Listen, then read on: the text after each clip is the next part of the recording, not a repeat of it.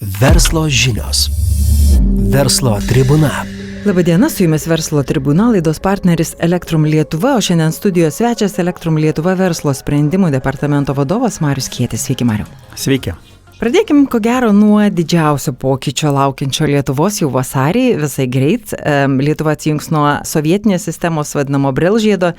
Ruošiamas iš tikrųjų ne tik ne vieną mėnesį, bet ne vienerius metus ir bandymai vyko, iššūkiai tikrai įvairūs, nuo galimų sabotažo aktų iki tam tikrų atsirandančių ir balansavimo kaštų ir aišku, pačios paslaugos suteikimo, tikrai daug tokių visokių niuansų. Kada ta lemtinga akimirka, Mariau? Tai kaip jūs ir paminėjote, iš tikrųjų tai yra ilgametis ir labai sėkmingas projektas, atveriantis Lietuvai ir Latvijai ir Estijai kartu kelią į tikrą energetinę nepriklausomybę, kuris turi būtent užtikrinti tą nepriklausomą, stabilų, patikimą Baltijos šalių elektros sistemų valdymą. Tiesiog mūsų klausytojams primenu, kad šiai dienai visos trys Baltijos šalis kartu su Rusija ir Baltarusija veikia rusiškoje sistemoje, kurioje tas elektros dažnis iki šiol centralizuotai reguliuojamas iš Rusijos.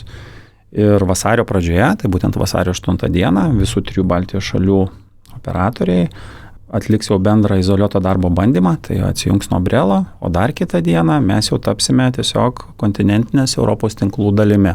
Taip kad užbaigtas dar vienas etapas, kuris atneša mums visišką savarankiškumą, tuo pačiu savarankiškumą ir apsirūpinti elektros gamybos ir vartojimo balansavimo pajėgumais. Jeigu anksčiau tai buvo Brelas bus nukirptas tas laidas nuo mūsų, taip sakant, vaizdžiai tariant, ir mes patys būsime atsakingi. Ką tai reiškia? Reiškia, kad balansavimo pajėgumai reikalingi sistemoms operatoriams užtikrinti, kad būtent elektros gamyba atitiktų vartojimą ir tam reikalingos techninės priemonės, kad tuo metu, kai tas vartojimas gamyba nesutampa, reikia padidinti ar sumažinti elektros energijos gamybą ar vartojimą.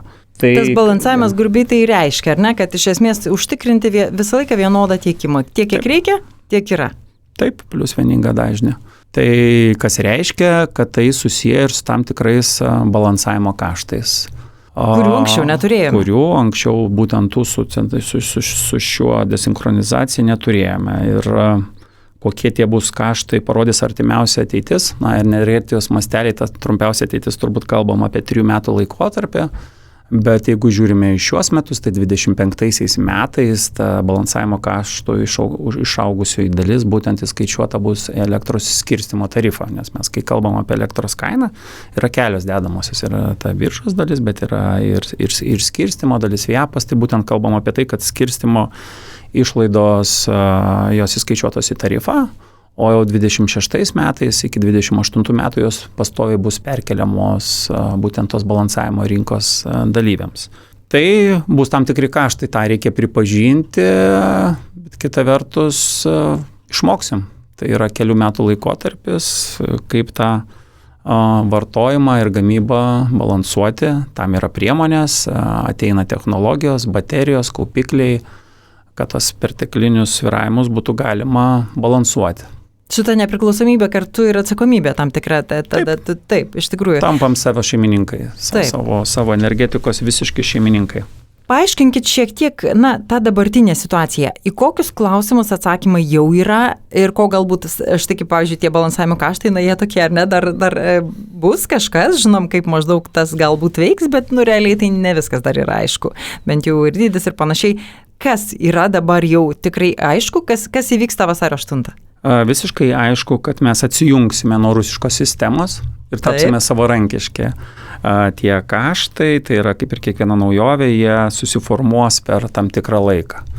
Reikia taip pat paminėti turbūt, kad tas desinchronizavimas, atsijungimas nuo šios sistemos mums sukuria galimybę ir reiškia susijungti su ta kontinentinė Europa. Sekantis turbūt toks natūralus žingsnis, kuris projektas irgi jau vyksta, Harmony Linkas, tai yra mūsų jungti su Latvija komerciniai prekybai. Tikslas yra iki 30 metų šitą projektą pabaigti, kad Lietuva irgi turėtų galimybę vis augant elektros energijos gamybai, dalį tos elektros pertekliaus galima irgi atiduoti į Lenkiją ir taip uždirbti papildomas pajamas. Taip kad šis veiksmas sukuria ir daug galimybių, patys atsakingi, patys saugus ir susijungia su kontinentinė Europa.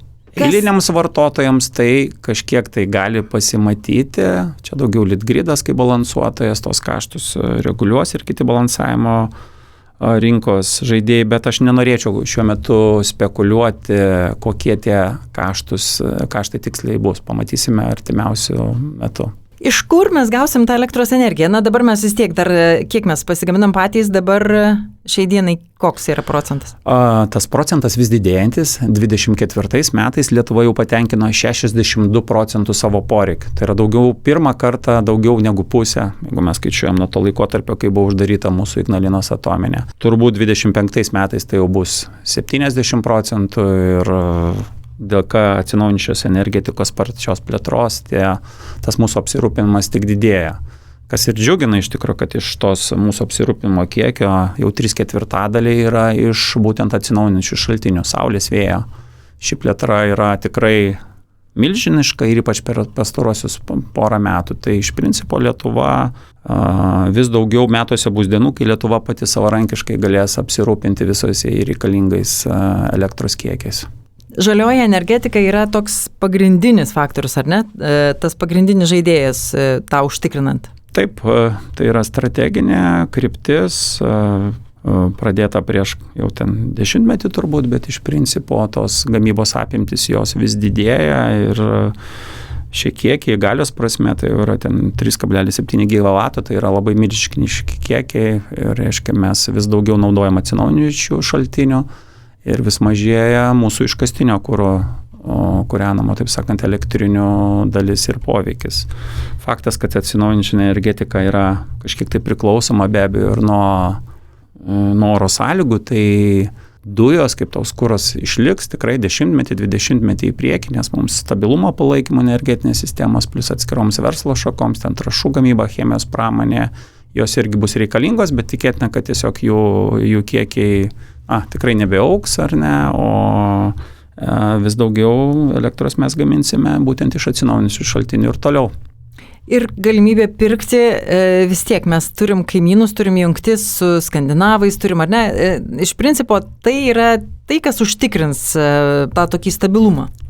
Taip ir yra, ir šiai dienai mes didžiąją mums reikalingą energijos kiekį, kurios nepasigaminame, nusiperkame iš skandinavų. Išjungčių Skandinavijoje ten yra didelė hidroenergijos klodai ir pakankamai konkurencinga energijos kaina, tai yra mums svarbi jungtis. Turbūt prisimenat neseną įvykį per Kalėdas, kai viena jungtis tarp Suomijos ir Estijos buvo nutraukta, ne, tai iš karto sumažėjo pralaidumas į Baltijos šalis ir didmeninės elektros kainos iškart reagavo 20 eurų už megavatvalandę, tai yra 2 centai už kilovatvalandę kainos pabrangimas. Tai yra ant tiek, kaip mes visi susijęs su Europą ir tokie poveikiai iš karto atsiliepia kainodarai.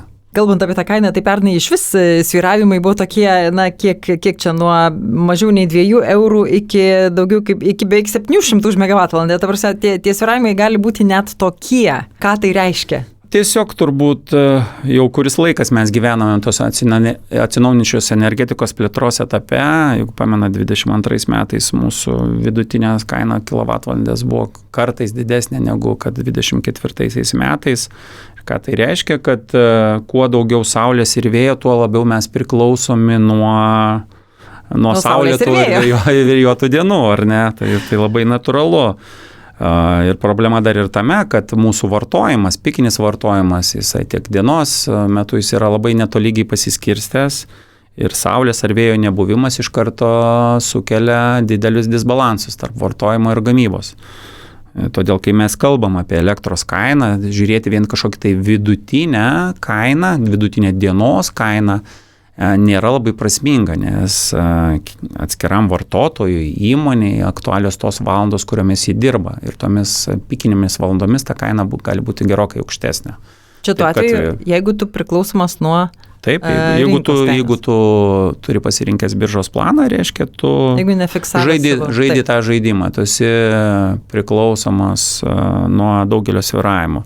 Ir jeigu tai yra tik tai dalis tavo sąnaudų, ar neprotingiau būtų jas užfiksuoti. Kitaip, tu turi labai profesionaliai prižiūrėti, kas vyksta rinkoje, žiūrėti, kokios rytdienos kainos. Mes ir sausį turėjom nemažai valandų, kai elektros kaina yra kokių 20 centų už kilovatvalandę ir daugiau, kas gamybinėm įmonėm mane tai yra iš tikrųjų reikšmingas sąnaudų padidėjimas. Todėl, mūsų žinutė tokia, kad to neapibrėžtumo vis tiek pakankamai nemažai. Saulė švies ar vėjas pūs, ar neturėsim kažkokių tai iššūkių su elektros gamyba, jeigu bus kažkoks tai Suomijos atominė, pavyzdžiui, uždaryta remontui planiniam, dar kažką, tai iš karto mažėja pralaidumas, ar ne, ir atitinkamai pasiūla mažėja ir kaina gali šauti į viršų.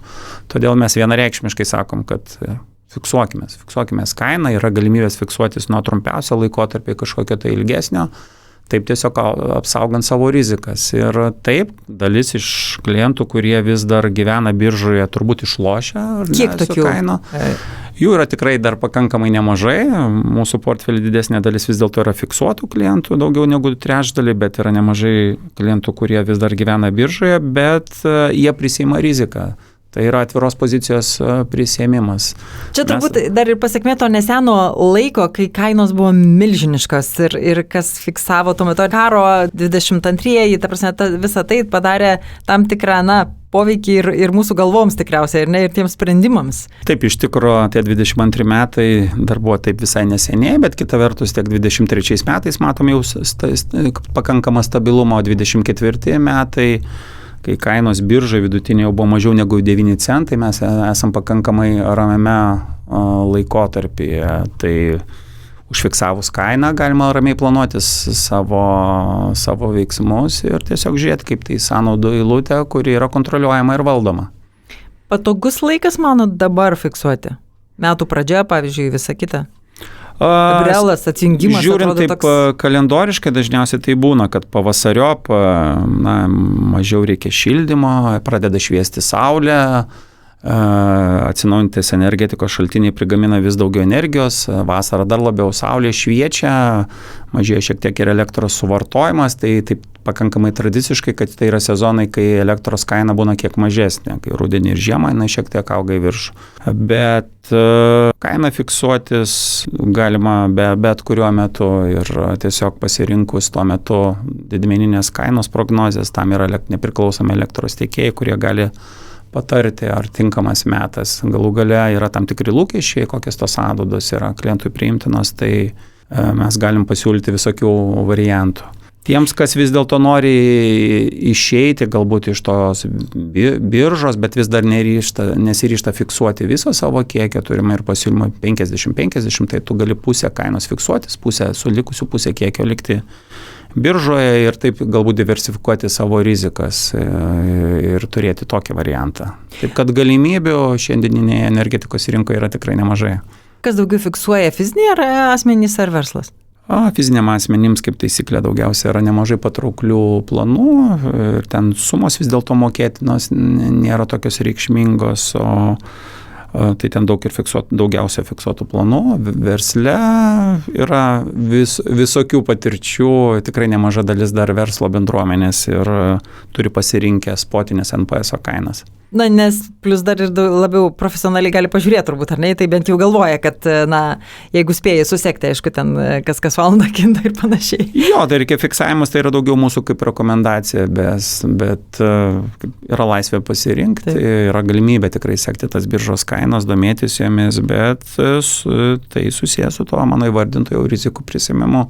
Tu nežinai, kas bus kitą dieną, kai tau reikės gaminti, o kaina bus 20-30 centų už kilovatvalandę ir tie kaštai mėnesio eigoje gali būti tau tiesiog gerokai didesni, negu kad būtum stabiliai užsifiksavęs vieningą kainą. Ir svarbu iš tikrųjų nepražiūrėti, nes tikrai būdavo tokių, dabar jau net ir pranešimai iš vakaro būna, ar ne, kad ir tą valandą bus tokia tai kaina, bet pradžioje tai būdavo tikrai labai netikėta, jau kai tu sužinai, kad vakar buvo tokia kaina. Tai turbūt 25 metai trendas bus toks pats, kad tokio neprognozuojamumo, tų skirtumų tarp mažiausios ir didžiausios kainos tiek paros eigoje, taip tarp atskirų kažkokių dienų, jie tikrai bus milžiniški.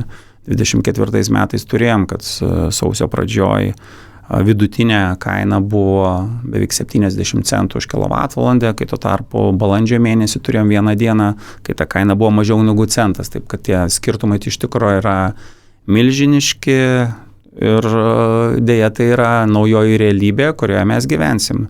Tie atsinaujantis energijos šaltiniai mus atneša tuos sviravimus. Ateina, aišku, baterijų, kaupiklių laikas, kuris kažkiek padės mažinti tuos sviravimus, bet iš principo taip, neapibrėžtumas yra mūsų kasdienybė, jeigu mes gyvensime tiek ties biržos kainomis. Taip, fiksavimas šiuo atveju suteikia ramybę ir bent jau žinojimą, planavimą, galimybę planuoti tiesiog. Kitas dalykas, kas dabar tikrai turbūt auga, nuolatos tai yra gaminantys vartotojai, kokie jie daro įtaką? Gaminančio vartotojų skaičiaus augimas yra tikrai milžiniškas. Dar prieš 5 metus. Tiek privačių, tiek verslų irgi turbūt, ar ne? Dar prieš 5 metus, 20 metais jų te buvo vos 10 000. 24 pavasarį mes jau turėjom 100 000 klientų. Wow. Dabar, kai mes kalbam, jų jau turbūt yra koks 120 000. Faktas, kad tam yra ir skatinančios priemonės tiek verslams, tiek privatiem asmenims investuoti į atsinaujinančią energetiką. Tokia yra mūsų ir nacionalinė strategija. Nes tie gaminantys reikia nepamiršti, kad jie visi žalioji turbūt, ar net jų nebėra kitų. Taip. Bet kita vertus, tai tas atsinaujinančios energetikos toks augimas ir sukelia tuos jau apkalbėtus iššūkius dėl skirtingos kainos, skirtingomis valandomis ir neapibrėžtumo. Pats saugojimas, iš tikrųjų dabar pradžioje netgi labai lengvai buvo tas, kad paima pasaugos, tu gamini bet kur, ar ne, iš tavęs paima pasaugo. Dabar šiek tiek situacija keičiasi, matyt, visi supranta, kad tas saugojimas galbūt ir, nežinau, nebrangs, bet galimybės tokiam, tam, kad tos svyravimus išlygint, tiesiog bus daugiau šiek tiek iššūkių, negu turėjome galbūt iki šiol. Ir, kaip jūs sakėt, žalioji energetika pati tą sukuria, ar ne? Ir tie gaminantys vartotojai, kurie patys, kai kurie galbūt turi patys kažkaip išsibalansuoja su tuo, aš nežinau, kokia ta situacija, pavyzdžiui. Ar visi tiesiog ieško, kur atiduoti ir kas jiems saugos? Kaip vyksta?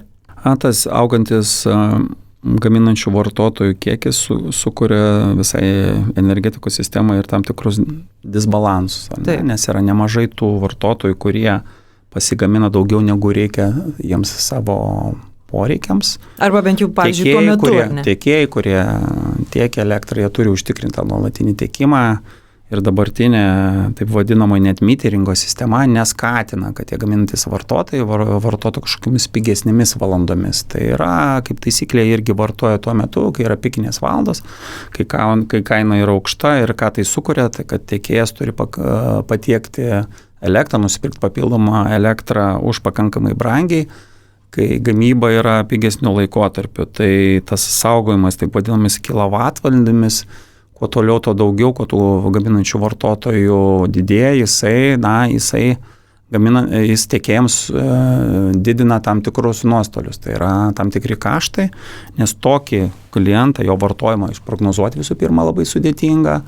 Plius, kaip minėjau, tas pasaugojimo apskaita, kur yra skaičiuojama kilovatvalandomis, o ne eurais už konkretų kiekį, jinai irgi didina to nuostolingumą. Ir ką mes turime dienos pabaigoje, kad kuo daugiau auga tų gaminančių vartotojų, to neapibrėžtumo didėja, kaštus patiria visi nepriklausomi tiekėjai, dirbdami su tokiais klientais. Ir to pasiekoje turbūt visa rinka susimoka už gaminančių vartotojų tą subsidijavimą. Tai jokių būdų nesakau, kad tas gaminančių vartotojų skaičiaus augimas yra kažkoks ydingas, tiesiog ta rinka tikrai yra puikiai auganti, bet tam, kad jinai augtų nuosaikiai, subalansuotais, turbūt atėjo laikas sprendimams iš sprendimus priimančių institucijų, kad vis dėlto pereiti prie to vadinamo net billing modelio, kai atsiskaitoma už tą sukauptą elektrą, būtent skaičiuojant nebe kilovatvalandomis, o konkrečiai eurais, tokia virtuali piniginė. Ta yra padarę visos mūsų aplinkinės šalės, tiek Latvija, tiek Estija, tiek Lenkija. Dabargi kol kas mes turime šią sistemą įsigaliojančią palaipsniui verslo klientams, bet privatiems klientams, buitiniams vartotojams kol kas neturim jokio konkretaus termino, kada tai bus padaryta. Tai čia turbūt reikėtų subalansuoti tarp to, kad tebėra ta parama investicijoms į saulės elektrinę, yra teisėti lūkesčiai tų klientų, kurie investuoja elektrinės, bet ir nusimatyti, o kadagi mes galbūt pereisim prie to net billing modelio. Nes jeigu gaminančių vartotojų skaičius išaugs iki 300 000, pavyzdžiui, po 5 metų, ar ne, tai mes tą disbalansą ir tuos tiekėjo patirimus nuostolius turėsime dar didesnius ir už tai susimokės visa sistema.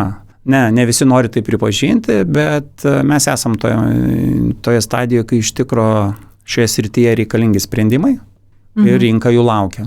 Nes tai subalansuotų labiau rinką. Šiai dienai turime situaciją, kad gaminantis vartotojai saulės elektrinę nukritus jūs įrangos kainą gali išsirengti ten už 6-7 tūkstančius eurų ir ta investicija, naudojant net meteringo modelį, turbūt atsipirks per 2,5-3 metus. Tai yra tikrai patraukli investicijų grąža, tik tiek, kad šiek tiek visa rinka už tai susimoka. Tai tarp rinkos ekspertų yra supratimas, kad žiūrint į priekį turbūt reikėtų eiti link net bilingo modelio. Europoje yra turbūt be Lietuvos gal 2 ar 3 šalis, kurios irgi taiko kol kas net meteringo sistemą. Visos kitos yra perėję prie net bilingo. Net meteringas, aš suprantu, taip kaip yra dabar, kad tu pagamini ir atiduodi, pasakot, kiek tau nereikia, ar ne? Ir kada naudoji tada, kada tu nori, nesvarbu. Dabar ta net bilinga, paaiškinkit šiek tiek plačiau, kaip tai veikia. Jeigu taip trumpai aiškinant, tai tokiu atveju, net bilingo atveju būtų kaupiamos ne kilovatvalandės, o būtų virtualiai kaupiami iš karto eurai, pinigai, virtualiai piniginė už tą sukauptą kiekį. Ta prasme, kad jeigu aš pagaminau per daug, tai iš manęs iš karto tam tikrą prasme nuperka, ar ne? Ta prasme, tu iš karto gauni ir tada jau kai perki, tada tai jau perki tokią kainą, kokia yra, o ne tiesiog... Būtent už tą kainą, kokia yra, o ne tą, kuri ten kažkur galbūt bus ne tokia, už kurią tiekėjas tau nupirko, balansuojant tavo poreikius. Koks tai gali būti skirtumas tiems gamintojams? Nežinau, kaip jį pamatuoti iš tiesų. Jo, bet... tai yra labai sudėtingai pamatuojamas dalykas, bet, turbūt visos sistemos mastu, ten kokie būtiniai vartotojai, turbūt kelius šimtus eurų už tai susimoka per metus. Būtiniai vartotojai. Taip, skaičiuojant tam, kad padengti visus šitas išlaidas. Tai čia toks ateities klausimas, ar ne? Tas net bilingo sistema, kaip jūs manytumėt, kadangi sakot, jau čia netiek daug likėtų mūsų tokių taikančių vis dar seną į tą modelį, kaip jūs manytumėt, kada jisai galėtų įsidėkti ir kiek jisai, pavyzdžiui, kiek pats atsijungimas nuo Brel ir ten visi tie kiti poreikis balansuoti, lyginti ir taip toliau gali turėti įtaką tam? Atskirkime tą atsijungimą nuo Brel tiesiog kaip veiksmą, kuris užtikrina mūsų energetinę priklausomybę.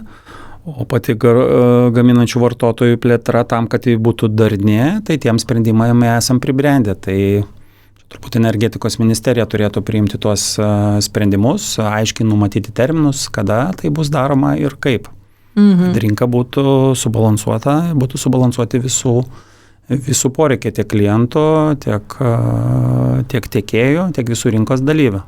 Kitų kliūčių tam nebėra, ar ne? Tai iš principo tai yra sprendimo priėmėjų klausimas, kada tai padaryti, kaip tai padaryti ir atitinkant teisėtus lūkesčius tų, kurie vis dar investuoja į saulės ar vėjo elektrinės šiandien. Jūrinės jėgainės, apie kurias irgi labai daug dabar diskusijų. Tie jūriniai parkai, kurie, tai vėlgi ta pati žalioji energetika, vėlgi tas pats svyruojantis, galbūt jūroje mažiau svyruojantis vėjas, ar ne, jisai daugmaž vis tiek dažniau turbūt pučia negu kitur, bet vis tiek, kaip jūs matot, kiek yra įmanoma, kiek jie spręstų tą trūkumą, kiek jie užpildytų galbūt tą kiekį, kurį mes kol kas vis tiek pirksim dar. Lietuvoje verda karštos diskusijos, ar ta jūros vėjo... Verta, neverta, taip. Jo, verta, neverta investuoti. Pirmas konkurso etapas buvo nesėkmingas, dabar yra antras su vienu dalyviu. Mes patys, kai vertinam investicinius projektus, nes esam ne tik tiekėjai, bet ir gamintojai, patys vystome tiek saulės, tiek vėjų antžeminius parkus, visą laiką skaičiuojame, o kiekgi per tą visą parko gyvavimo laikotarpį jis prigeneruos megavatvalandžių, gigavatvalandžių elektros energijos ir kokie bus viso to projekto įrengimo ir išlaikymo kaštai, kad maždaug prognozuotume, kokie bus vidutinė savikaina 1 kilovatvalandės, ar ne, nes mūsų tikslas yra irgi kaip tiekėjų, kaip kitų rinkos dalyvių, užtikrinti kuo pigesnę elektros energiją savo klientams. Tai jūros jėgainių atveju, kol kas nėra sutarimo, kad tie kaštai yra pakankamai maži. Ar mes neturime patvirtintų duomenų, kad ta energija būtų konkurencinga kainos prasme. Kažkiek situacija apsunkina ir tai, kad šių jūros jėgainių plėtra šiuo metu ES yra ant bangos. Įrangos gamintojai, kurie tą įrangą gamina irgi, jie turi ribotus pajėgumus, kainos yra sukilę. Ir to pasiekoje tiesiog labai tikėtina situacija, kad tie kaštai bus gerokai didesni negu tikėtasi. Ir tai turėtų įtakos konkurencingumų visos Lietuvos, ar ne, jeigu mūsų elektros energijos tai būtų 10 plus centų už kilovatvalandę, kaip pavyzdžiui, ar ne. Tai tos dvejonės kol kas neišsklaidytos. Ant žeminiųgi žemėje statomų saulės jėgainių kaštai atsiperkamumas yra pakankamai jau aiškus, rinka nusistovėjusi. Tai dėl to yra turbūt nekelia labiau klausimą. Jūros jėgainės yra vis dar kvestionuotinos dėl to, kad tiesiog galimai jos yra per brangios. Turėsime brangią elektros energiją. Tai šitoje vietoje verda turbūt diskusijos, tai turbūt parodo ir tai, kad tų dalyvių skaičius tame konkurse nėra didelis, tik vienas. Net labai nedidelis, tikriausiai galima taip pasakyti, bet iš tikrųjų atrodo, čia nėra juk pasaulio stebuklas. Skandinavijoje pilna tų jūrinių parkų, ar ne? Tai kaip ir aišku, kiek brangiau, pavyzdžiui, pastatyti jūroje. Ar Lietuvos kažkokia išskirtinė situacija? Čia yra tiesiog kaštų įsivertinimo klausimas ir tie kaštai turi būti konkurencingi lyginant su kitomis elektros gamybos linijomis, ar tai būtų vėjas, ar saulė sausumoje.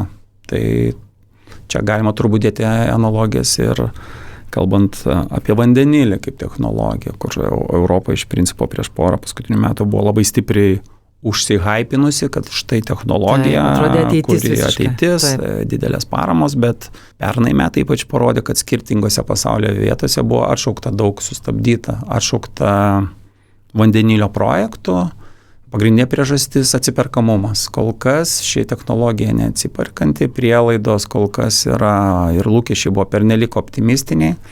Mes turime Lietuvos atvejį, Achema atsisakė 120 milijonų eurų paramos savo projektui. Tokių žinučių yra iš kitų pasaulio valstybių, taip kad tiesiog turime būti konkurencingi ir žiūrėti į ilgalaikį šitokių sprendimų poveikį ir pasiekmes.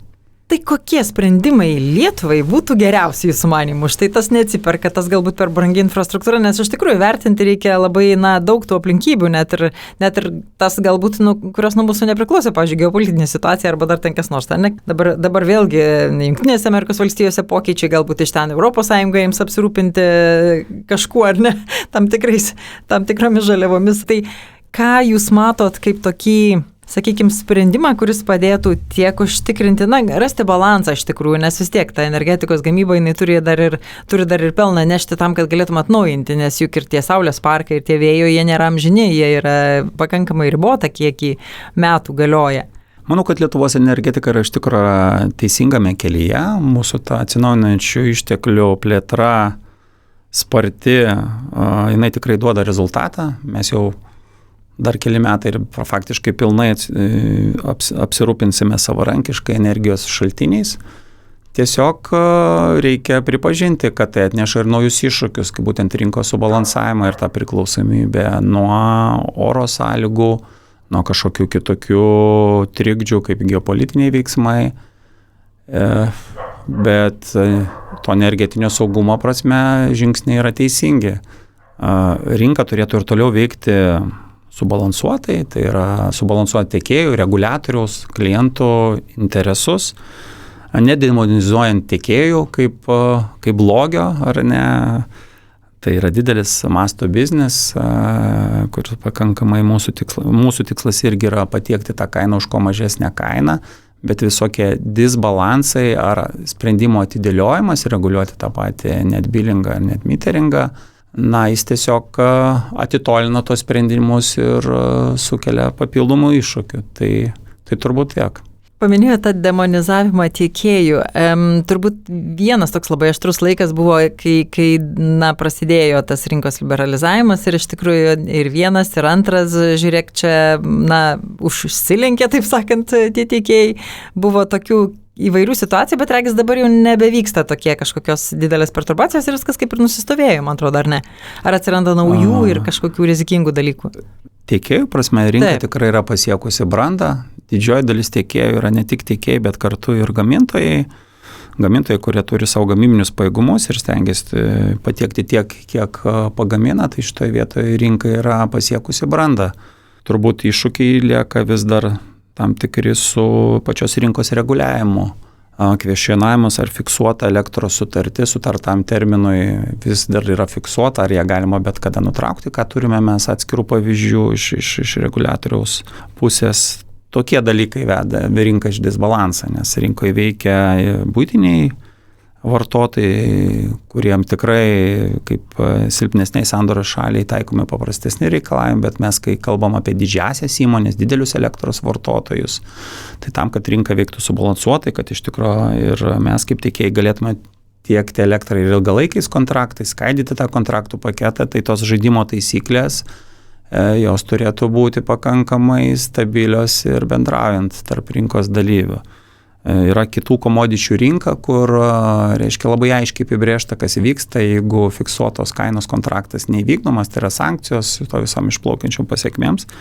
Elektros atveju pastebima atskirais atvejais noro sakyti, kad tiekėjas turi prisimti visas šitas rizikas ir sutarties nutraukimo atveju tos kaštus prisimti savo. Tai žinoma didina fiksuotų sandorių kaip tokių riziką. Tai norėtųsi palinkėti, kad rinka išliktų subalansuota, būtų girdimas ir tiekėjų balsas, nes tiekėjai dirba tam, kad patenkinti savo klientų poreikius ir patiekti tą elektrą už kuo mažesnę tiekėjams priimtiną kainą. Ar matot augantį skaičių fiksuotų sutarčių? Fiksuotų sutarčių kainos dalis plius minus yra pakankamai stabili. Mes savo portfelį stengiamės turėti jų galbūt didesnę dalį, tai tą linkme daugiau ir dirbame, nes edukuojame irgi savo klientus, tiek privačius, tiek verslo įmonės, kad fiksuokis kainą ir neturėsi galvos skausmo dėl visų tų energijos svyravimo kainų iššūkių.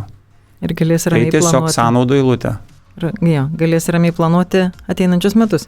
Ačiū Jums. Studijos svečias buvo Elektrum Lietuva verslo sprendimų departamento vadovas Marius Kietis, verslo tribūnos partneris Elektrum Lietuva. Ačiū labai. Verslo žinios. Verslo tribūna.